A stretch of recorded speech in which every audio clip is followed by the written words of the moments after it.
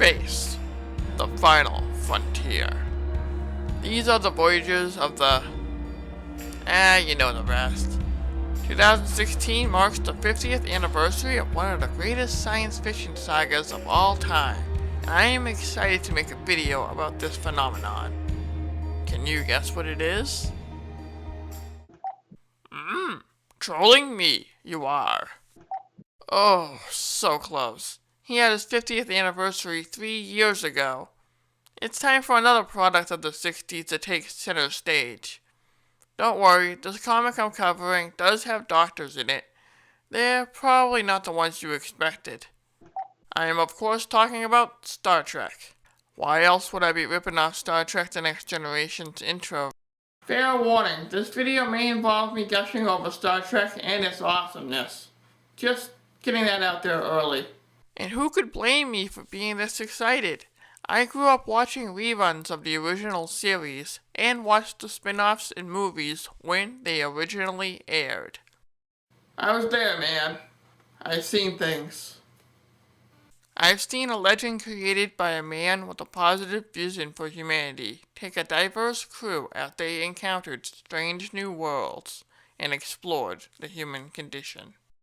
The adventure of a new generation boldly going where no one has gone before, and keeping alive what made the generation before it so memorable.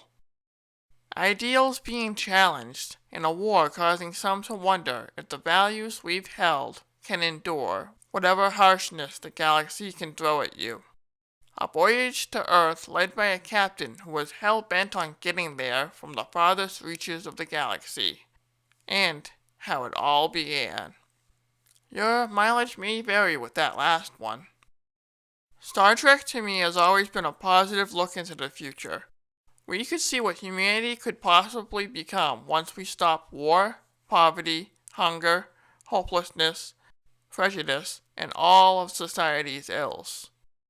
Gene Roddenberry, the creator of the series, created something that gave us hope in the turbulent 60s and has endured to the present day. The next trick, of course, was picking a comic that highlighted my love of all things Star Trek. Not an easy task. Seriously, along with the television shows, movies, video games, and books, there are a ton of comics out there showing the various crews in action on the printed page. Out of all those, which one could I possibly pick? Enter IDW, the comic company known for taking 80s properties and making some really good comics out of them. Seriously, go read their Transformers comics. They're good. In the summer of 2014, they created this, the Star Trek special, Flesh and Stone. They explained how this comic would have all of the doctors from the various television series come together to solve a problem at a remote outpost. Seems simple enough. Several doctors have come together to save the universe before. Let's hope that this comic doesn't involve Time Lords forcing people to play a deadly game for their amusement. We've got a comic to read, everybody. Set a course. Warp 6. Engage. The cover looks cool as it shows the space station where the action's going to take place, a strange new world, and Dr. Crusher from The Next Generation being flanked by Dr. Bashir from Deep Space Nine, and the holographic Doctor from Voyager. Behind them are faded images of Dr. McCoy from the original series, Dr. Phlox from Enterprise, and, hey, Dr. Pulaski from Season 2 Star Trek The Next Generation. What are you doing here?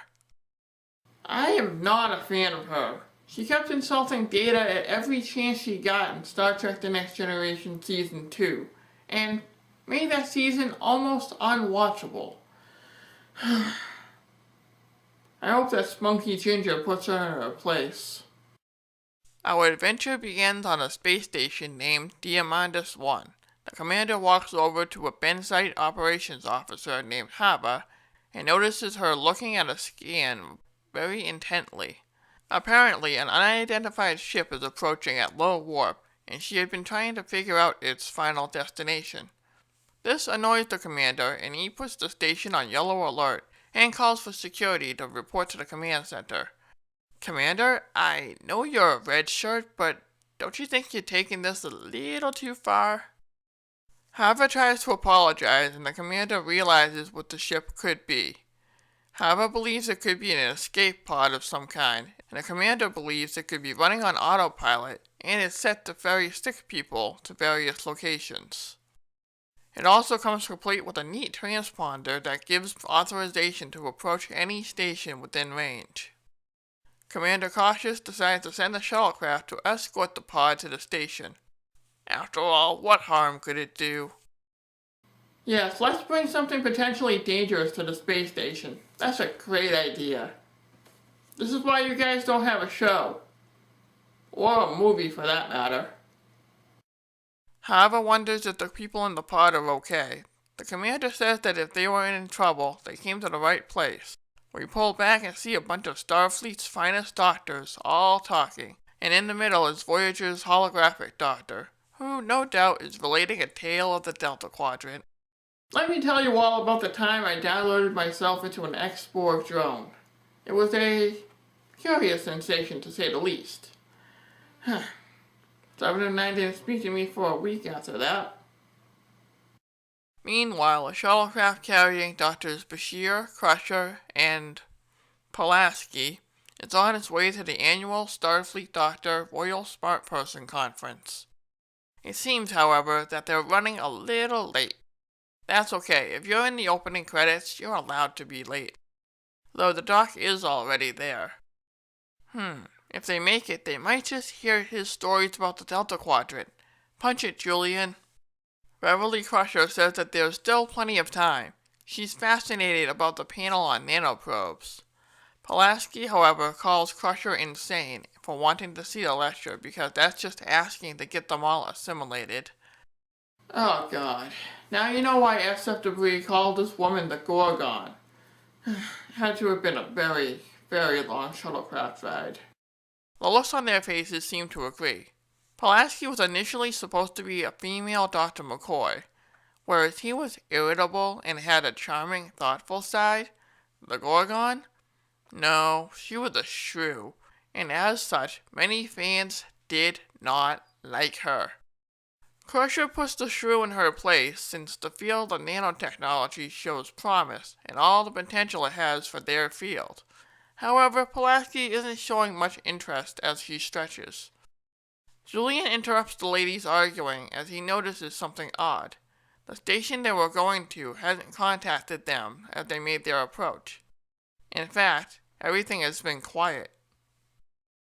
I bet the doctor put them all to sleep with his stories. There's nothing to worry about, right? Right? Oh, please, this is Star Trek. There's always a problem. Sure enough, the doc hails the shuttlecraft and says that the station is under quarantine. Everyone has been infected with a strange disease. Everyone, that is, except for the doc, since he's a sentient hologram.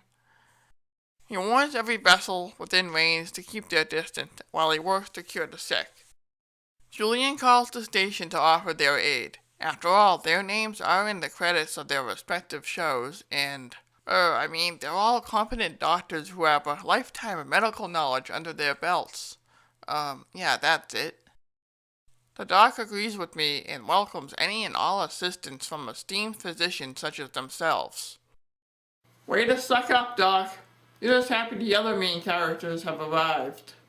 Crusher asks what happened to everyone, and the doc replies that everyone except him are in a state of paralysis and have transformed into stone-like bodies. Are you sure they didn't just get sick and tired of your stories? I guess not, as the doc relates the tale of what happened.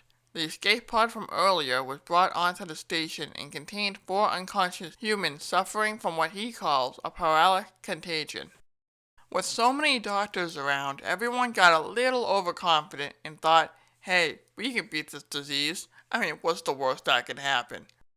The doctor must have face-palmed.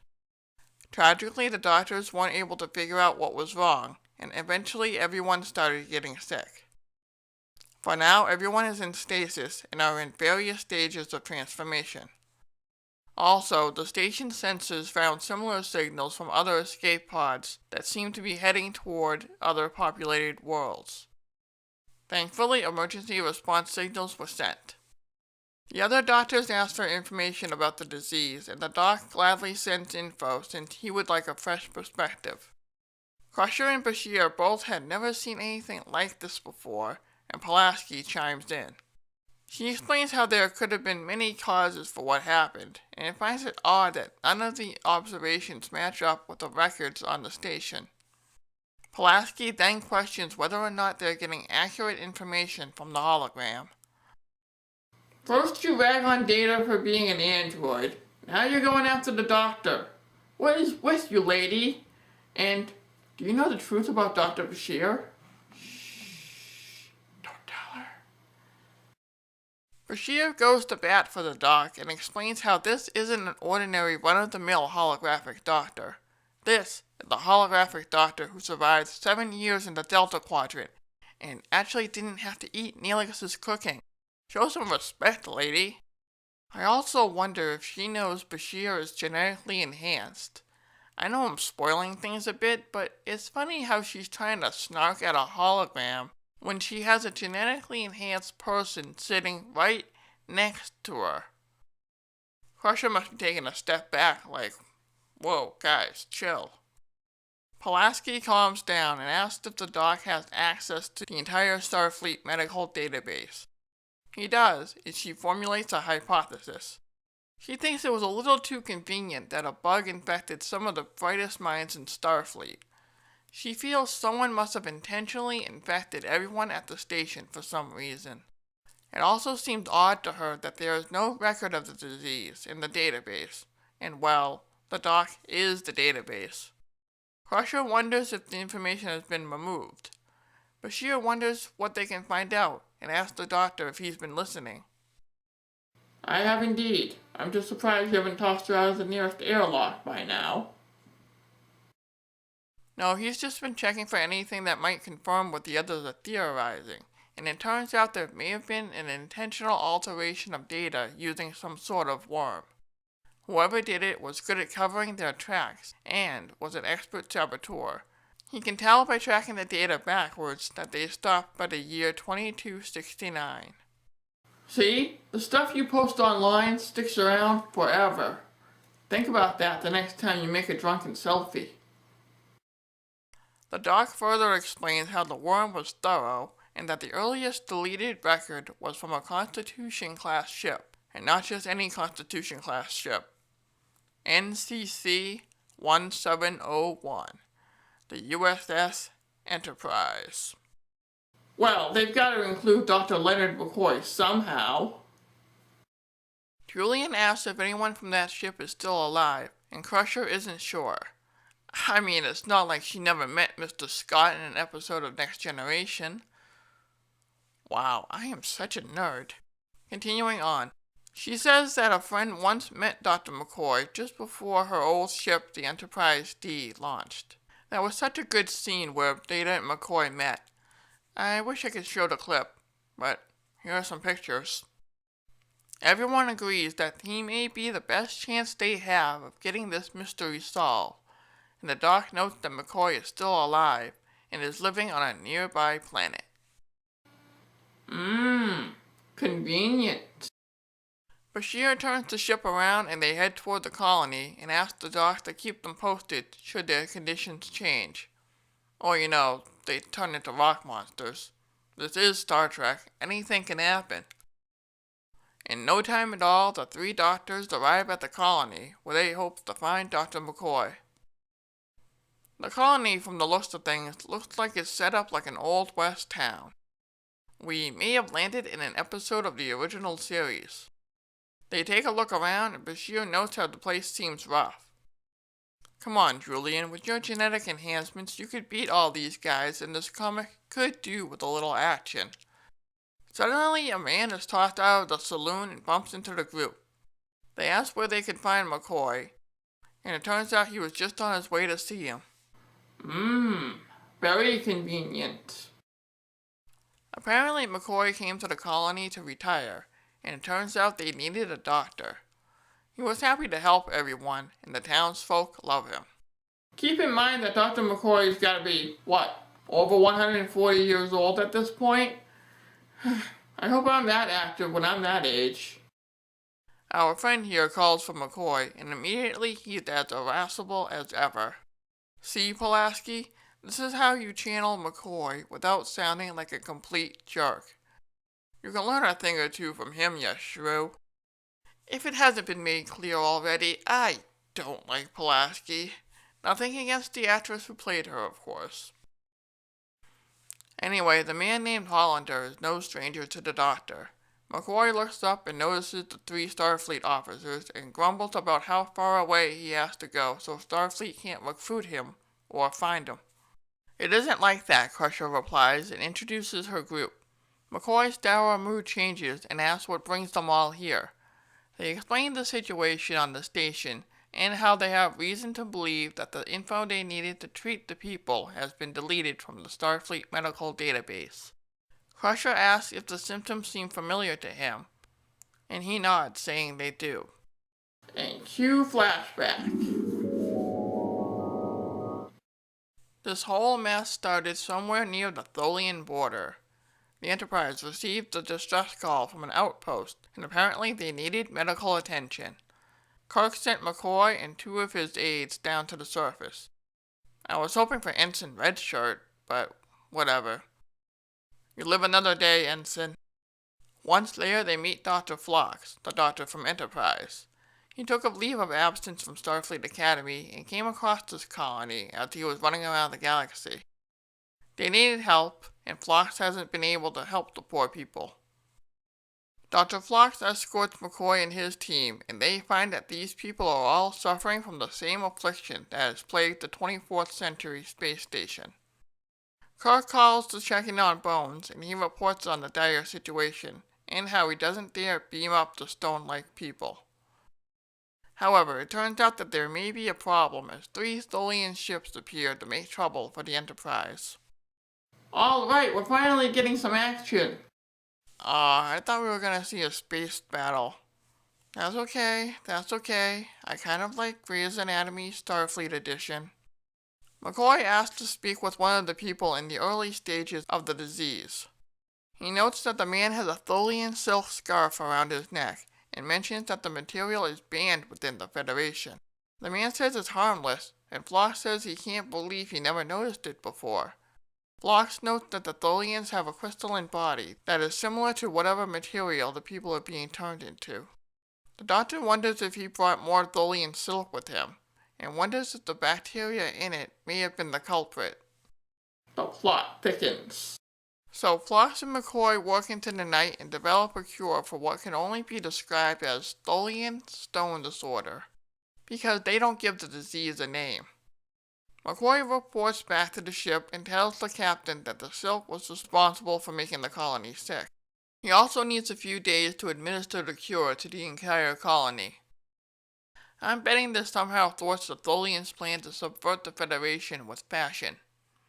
That's my theory and I'm sticking with it. Kirk hails the alien ship and outright asks if the Tholians deliberately got the colony sick through illegal trade. See, kids? This is cowboy diplomacy. The Tholians deny any wrongdoing, and Kirk is willing to call this an isolated incident since the aliens value their privacy. He also asks for more time to administer the cure, and the second they do, they're out of their hair. Crystal domes? Whatever. The Tholian captain offers to tell his people not to engage in unauthorized trade, given the human frailty. Back in the present, Dr. McCoy has finished relating the tale, and the younger doctors now have a place to start. The old doctor, however, offers something else to give them a head start, and reaches for something on a shelf. Easy does it, Bones. You're not as cantankerous as you used to be. It turns out that it's McCoy's data he swiped from the old Enterprise, and he's kept it all these years. In theory, it should still have information about the disease and how he and Phlox cured it. He then offers it to the doctors. How much you want to bet that there's blackmail against Spock on there? Bashir calls the doc and updates him on everything that has happened. He asks when they'll return and why that information was deleted in the first place. I I kinda wanna know why too. I'll ask that answers for another day. Man, why do we have to have that plot hole? Anyway, the doc walks over to the station commander and gives him the good news. He asks how many people are on board, and the commander wonders what he's getting at. Apparently, the doc has detected an intruder and has decided to go investigate. He goes to a shuttle bay, and suddenly a phaser blast nearly strikes the good doctor. A guy warns him to stay back, and the doc explains how phasers won't affect him. Oh, wow. So the guy shoots him anyway. See, even in the future, the bad guys are idiots. Well, some of them. The doctor deduces that the man had to have been the one to purge the system of any and all information about the Tholian virus. It turns out that the man was working for someone or some group that hopes a cure is not found. The station was targeted because all the royal smart people were present. They just didn't count on the doctor because, according to him, he's not real. Yes, plot hole resolved. Also, you're a jerk. However, the man has a plan B. Wire all the shuttles to explode once the man is safely away in his own life pod. The explosion would then render the station a smoldering husk. The doctor clearly can't allow this to happen, and the man argues that it isn't in the hologram's nature to kill. It would be violating his sacred oath to do no harm, and his very programming. The doctor smirks and presses a button saying that he's correct. Suddenly, the shuttle bay doors are opened, and the air has been let in for our friend. Okay, that was awesome, Doctor. Ouch. Don't worry, dude, I'm sure a doctor will take a look at that. Later, the 4 doctors have started to administer the cure. Everyone is on the road to recovery, and Pulaski is amazed at the recovery time. They then prepare to give info on the cure to everywhere the pods were headed, and go deck by deck, healing the sick. Pulaski and the doc are left alone to talk, and she wonders, like I do, what the man's deal was. It turns out that Crazy Von Blow Things Up was an agent of the splinter group within the Tholian Assembly, known for their expansionist philosophy. Pulaski smiles and says that it was a good thing he was here to save the day. The two then work on their patient as the comic ends. I smell a backhanded compliment. Let's take a closer look at Star Trek Flesh and Stone. What can I say about this comic? It isn't heavy on the action, that's for sure. Then again, not every comic has to be all action all the time. After the last few videos I've done, it's good to get away from things exploding and fighting going on, and, reality breaking or whatever. At best, I think I can describe this comic as being like an episode of Star Trek. Seriously, the art is so good here that the characters look very much like the actors who played all of the Doctors.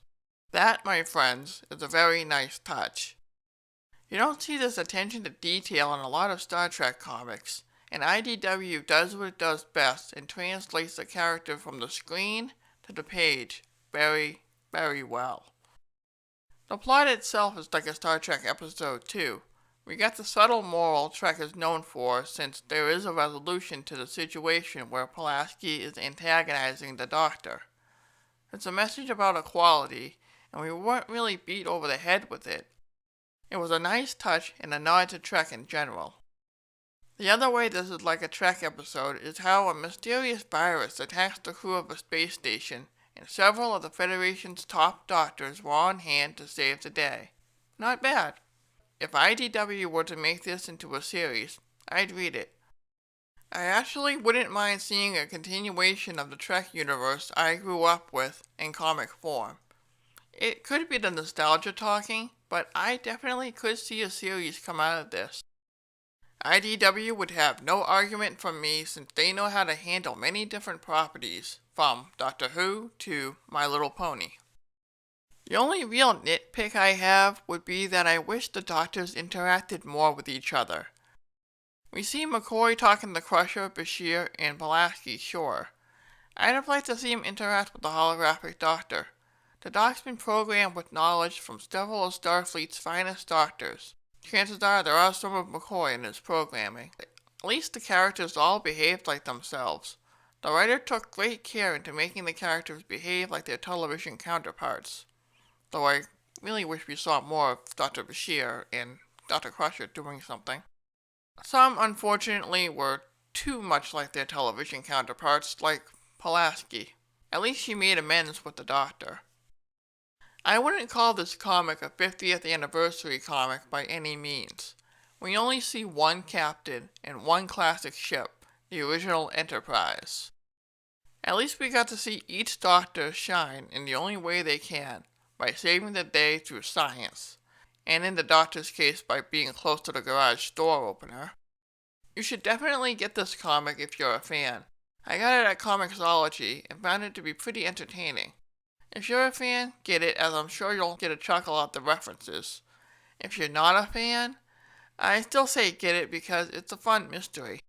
If my only complaint is that I wish this comic was a little longer, and that I wish the Doctors interacted more, then I guess I can say this comic is a worthy read. I can only hope that this leads to more Star Trek books in the future. Star Trek will always have a place in my heart as one of the best science fiction TV series of all time. I hope IDW continues boldly going where no one has gone before. Happy 50th anniversary, Star Trek. Live long and prosper.